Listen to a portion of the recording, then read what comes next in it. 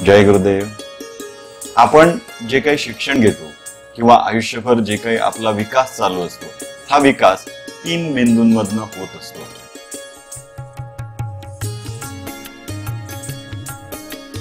तुमच्या विकासाला कारणीभूत ठरतं. या तिन्ही मेंदूतनं जे काही आपण शिक्षण घेतो वेगवेगळ्या पद्धतीने, हे शिक्षण तुमच्या आयुष्यात तुम्ही कसा विकास करणार आहात, आयुष्यात कसे होणार आहात, कुठपर्यंत पोहोचणार आहात, तुमचा स्वभाव काय असेल, तुमची वागणूक काय असेल आणि तुमच्या आयुष्यामध्ये तुम्ही जे काही मिळवलं ते या तिन्ही मेंदूतनं तुम्हाला शिक्षण होत असतं. तर पहिला मेंदू असतो ज्याचं काम असतं, जसं भूक लागली आपल्याला की आपल्याला आतनं कळतं की आपल्याला आता भूक लागली आणि आपण अन्न ग्रहण करतो. अन्न ग्रहण केल्यानंतर आतमध्ये जे काही पाचक रस येणार आहेत किंवा जे काही ऍसिड्स येणार आहेत आणि अन्न पचनाची जी क्रिया होणार आहे, ही क्रिया जी आहे ही ऑटोमॅटिक असते, ही स्वयंचलित असते. बरोबर की नाही? इथे एखादा मच्छर बसला आणि तो चावला तर ऑटोमॅटिक माझा हात असा जाणं किंवा त्या मच्छराला मारणं किंवा त्याला उडवणं, किंवा मी इथे बसलेला आहे, बाहेर एखादी मुलं खेळतायत आणि अचानक त्यांचा बॉल माझ्या जवळ असा डोळ्याजवळ येणं किंवा मी असं करणं तुम्हाला, तर इमिडिएट जे आपण डोळे बंद होतात किंवा आपण बाहेर झटका देतो किंवा दूर जातो, ह्या सगळ्या गोष्टी ऑटोमॅटिक घडत असतात. त्याच्यावर आपला कुठल्याही प्रकारचा कंट्रोल नसतो. या स्वयंचलित असतात. याला रिफ्लेक्स ऍक्शन असं म्हणतात. मग ह्या वेगवेगळ्या पद्धतीच्या ऍक्शन येऊ शकतात. म्हणजे एखादा असा बॉल येत असेल जोरात तुमच्याकडे, मुलं खेळतात आणि जोरात तुमच्याकडे बॉल येतो, एखादा तो कॅच करायला घेईल आणि एखाद्याची ऍक्शन अशी होईल. म्हणजे ही ऍक्शन कुठल्या तरी तुमच्या शिक्षणांनी आपोआप ती घडली. That is called as reflex actions. बरोबर? हा रिफ्लेक्स ऍक्शन ज्या काही आपण आपल्या आयुष्यात घडवतो किंवा ज्या काही आपण आपल्या आयुष्यात शिकतो, ह्या आपल्या मेंदूचा एक छोटासा भाग इथे जो असतो, छोटासा असतो, त्याला हायपोथॅलॅमस म्हणतात. रेप्टिलियन ब्रेनचा एक भाग असतो. तो ह्या सगळ्या गोष्टी काय करत असतो? कंट्रोल करत असतो किंवा त्याच्या मार्फत या सगळ्या गोष्टी ऑटोमॅटिक चालू असतात. म्हणजे बऱ्यापैकी सर्व्हायव्हल मॅनेजमेंट सिस्टीम, म्हणजे जीवनासाठी आवश्यक असेल ते जे काही शिक्षण असेल, मग जगण्यापुरतं, म्हणजे जगण्यापुरतं जे काही आवश्यक असेल ते जे काही शिक्षण असेल ते आपण घेतो, ते हायपोथॅलॅमस या आपल्या पार्ट मधनं घेत असतो. आणि हे आपोआप अनुकरणातनं किंवा लहानपणापासून जे काही वातावरण मिळालं, जे काही संस्कार मिळाले, तिथनं त्याची ती ऑटोमॅटिक रिफ्लेक्स ऍक्शन तयार होत असते. दुसरा ब्रेन असतो मॅमेलियन ब्रेन. मॅमेलियन ब्रेन हा हायपोथॅलॅमसच्या थोडासा वरती आणि साधारण त्या हायपोथॅलॅमसला कव्हर केलेल्या एवढ्या पोर्शन मध्ये असतो. मॅमेलियन ब्रेन हा अशा पद्धतीचं शिक्षण जे जगाशी स्वतःला रिलेट करतं. म्हणजे पहिल्यांदा ही माझी आई आहे, हा माझा भाऊ आहे, माझे वडील आहेत आणि त्यांच्याशी मला प्रेमाने वागायला पाहिजे, की त्यांचं संरक्षण असायला पाहिजे. स्वतःला जगासोबत जे रिलेट करतो ते ज्ञान जे काही आपण घेतो ते मॅमेलियन ब्रेन मधनं आपण घेत. म्हणजे स्वतःची जी काही सोशल डेव्हलपमेंट आहे त्याच्या रिलेटेड आपण हे ज्ञान घेत असतो. बऱ्यापैकी ज्या काही धारणा असतात, बिलीफ्स असतात, ते या 2 मेंदूंमध्ये असतात. म्हणजे मी असंच का वागतो, मी असंच का करतो, असंच का माझं चाकोरीबद्ध आयुष्य आहे, म्हणजे एकाच चाकोरीमध्ये मी का जातो, त्याला भेदत का नाही. म्हणजे बरीचशी लोक ह्या जीवनामध्ये येतात आणि फक्त खाणे, जगणे, 2 पैसे कमवणे ह्याच्या व्यतिरिक्त ते आयुष्यात काहीही करत नाही. 99% लोकांचा हायपोथॅलॅमस आणि मॅमेलियन ब्रेन इतका फुल असतो. 99.9% तो पूर्ण असतो.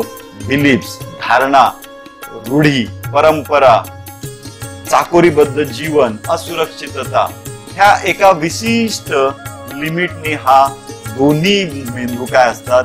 पूर्णपणे भरलेली असतात. आणि त्यामुळे 99.9% लोक याच पद्धतीने फक्त जीवन जगण्यासाठी जे आवश्यक असेल तेवढ्या पुरतच या आयुष्यामध्ये येतात आणि तेवढंच आयुष्य करून पुढे जातात. तिसरा जो ब्रेन आहे त्याला म्हणतात प्री फ्रंटल लोब. ह्युमॅनियन ब्रेनचा एक भाग तो फक्त इथे असतो. हा कसा शिकतो, राईट? तर हा मेंदू बऱ्यापैकी सगळ्यांचा रिकामा असतो, 99% रिकामा असतो. इथे भयंकर कॅपॅसिटी असते, पण त्या पद्धतीने आपल्याला शिक्षण मिळत नाही, त्यामुळे हा मेंदू पूर्ण रिकामाच राहतो. हा मेंदू म्हणजे काय, तर एक्सप्लोर करून शिकणे, म्हणजे संशोधन करून शिकणे आणि त्या संशोधनातनं आपले नवीन नवीन गोष्टी उमगवून त्याच्यातनं आयुष्यामध्ये एक नवीन नवीन क्रिएशन निर्माण करणे. हा नुसता सर्व्हायव्हलच्या मागे नसतो, तर सर्व्हायव्हलच्या पलीकडे, जीवनाच्याही पलीकडे एक शिक्षण आहे. ते शिक्षण संशोधनातनं हा घेतो आणि काहीतरी आयुष्यात नवीन निर्माण करतो.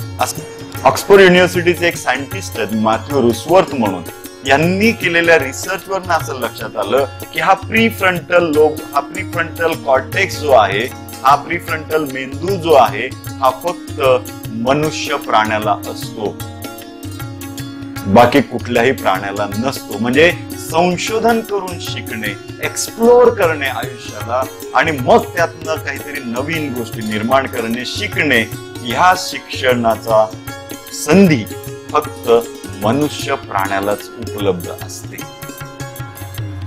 आणि हा 99% रिकामा असतो. मुलांच्या बाबतीत तर 100% रिकामा असतो, कारण आत्ताची जी शिक्षण पद्धती आहे त्याच्यात ह्या भागाला काहीही दिलं जात नाही. Only survival management system. फक्त आता जे एज्युकेशन दिलं जातं फक्त सर्व्हायव्हल, तू जिवंत कसा राहशील, तू जिवंत कसा राहशील यासाठी तुला या जगात काय करावं लागेल, नोकरी, पाणी, ह्या शिक्षण, A for apple, B for ball, हे जे काही आहे हे फक्त तू जगण्यापुरतं तुला कसं ज्ञान दिलं जाईल हे शिक्षण, हे फक्त हायपोथॅलॅमस आणि मॅमेलियन ब्रेनचं शिक्षण आता दिलं जाते. रेप्टिलियन ब्रेनचं शिक्षण दिलं जाते. जनावरांना जे शिक्षण असतं, मरा नाही तर मारा, फक्त जगण्यापुरतं जे काय आवश्यक असेल करा, ते शिक्षण या दोन मेंदूंमधनं आत्ताच्या शिक्षण पद्धतीमध्ये दिलं जाते. ही शिक्षण पद्धती खऱ्या अर्थाने गुरुकुलमध्ये वापरली जायची. एक्सप्लोर करणं, डिसिजन मेकिंग पॉवर ही कुठनं येते, ती तुमच्या सर्व्हायव्हल मॅनेजमेंट सिस्टीम मधनं येत नाही. तर decision making power it's come out of exploration. नवनवीन गोष्टी करण्याचा छंद खऱ्या अर्थाने जर बघितलं तर लहान मुलं, सुरुवात जी असते लहान मुलांच्या शिक्षणाची ही हायपोथॅलॅमस आणि प्रीफ्रंटल कॉर्टेक्स यातनं होत असते, कारण मुलांना उत्सुकता असते जाणून घ्यायची. लहानपणापासून मुलं अशीच असतात की नवनवीन गोष्टी जाणून घेणे. म्हणजे एका ठिकाणी तुम्ही मुलासाठी काहीतरी खायला ठेवा आणि एका ठिकाणी मुलाला काहीतरी एक नवीन न्यू पॅक असं खेळणी आणून द्या. तो खाण्याकडे धावणार नाही, तर तो त्या खेळणीकडे धावेल, कारण नवीन जाणून घ्यायची उत्सुकता, एक्सप्लोर करणे, काय आहे काय आहे काय आहे हे शोधण्याची उत्सुकता ही त्याच्यामध्ये भयंकर असते. म्हणजे सर्व्हायव्हलच्याही पुढे तो ऑलरेडी असतो, पण हळूहळू शिक्षण, शाळा, कॉलेज मुलांना असं बनवतात की ते फक्त कुठेतरी सर्व्हायव्हलच्या मागे लागलेले असतात आणि जो खरा विकास व्हायचा आहे, जिथे प्रचंड कॅपॅसिटी आहे, तिथे कुठेतरी आपण कमी पडतो. संशोधनातून शिकण्यामुळे आपोआपच प्रीफ्रंटल कॉर्टेक्सला चालना मिळते. लहानपणापासून जर मुलांना संशोधनातनं शिकण्याची सवय लावली, स्वतः काहीतरी नवीन करून त्यातनं आतमधनं शिकण्याची सवय लावली, तर नक्कीच या प्रीफ्रंटल कॉर्टेक्सचा खूप मोठ्या प्रमाणात वापर होईल आणि जसजसा माणसाचा ब्रेन इव्हॉल्व्ह होत चाललाय तसतसा त्याचा रेप्टिलियन ब्रेन छोटा होत चाललाय, मॅमेलियन ब्रेन अजून छोटा होत चाललाय आणि आता जो न्यूरो कॉर्टेक्स आहे त्याचा एक भाग प्रीफ्रंटल लोब हा सुद्धा इतका विकसित असेल पुढे गेल्यानंतर पुढच्या पिढीसाठी की आपण काय करू याचा विचार करता येत नाही संशोधनाच्या बाबतीत. आणि हा जो प्रीफ्रंटल लोब आहे, हा जो भाग आहे, हा मेंदूच्या 12 भागांसोबत जोडलेला असतो. म्हणजे इथून प्रीफ्रंटल कॉर्टेक्सचा जो विकास व्हायला लागला तर आपोआप इथून मेंदूच्या 12 भागांमध्ये आपोआप काय होतं, शिक्षण किंवा आपोआप एक तंत्र पोचतं. त्याचा जर वापर करण्याची संधी मिळाली तर तो ऍक्टिव्हेट होईल ना, नाहीतर गंज लागलेल्या लोखंडासारखा पडून राहील. आणि क्षमता किती प्रचंड आहे आणि ती क्षमता जरा सुद्धा वापरली गेली नाही. खूप खूप म्हणजे आपले ऋषी मुनी ह्या प्रीफ्रंटल कॉर्टेक्सच्या खूप पुढे होते. पण नंतरच्या ज्या शिक्षण पद्धतीने कदाचित आपल्या संस्कृतीमध्ये काहीतरी डॅमेज झालं आणि तिथे गडबड झाली आणि आता परत ही संधी मुलांना उपलब्ध करून द्यायसाठी लोकांमध्ये जागृती नक्कीच तयार झालेली आहे. या गुरुकुल शिक्षण पद्धतीत मी अशा पद्धतीची शिक्षण पद्धती प्रणाली तयार करतोय की जिथे खऱ्या अर्थाने संशोधन करून या प्रीफ्रंटल कॉर्टेक्सचा पूर्ण वापर करून मग शिक्षण, हे अर्थात हायपोथॅलॅमस शिक्षण असणारच आहे कारण ते सर्व्हायव्हल मॅनेजमेंटसाठी आहे. मॅमेलियन शिक्षण असणारच आहे कारण ते जगाशी रिलेट करण्यासाठी आहे. पण एक्सप्लोर करून शिकण्याचा जो आतमधला ऍक्टिव्हेशन पार्ट आहे तो प्रीफ्रंटल लोबचा, हा या शिक्षण पद्धतीत पक्का टाकला जाणार आहे.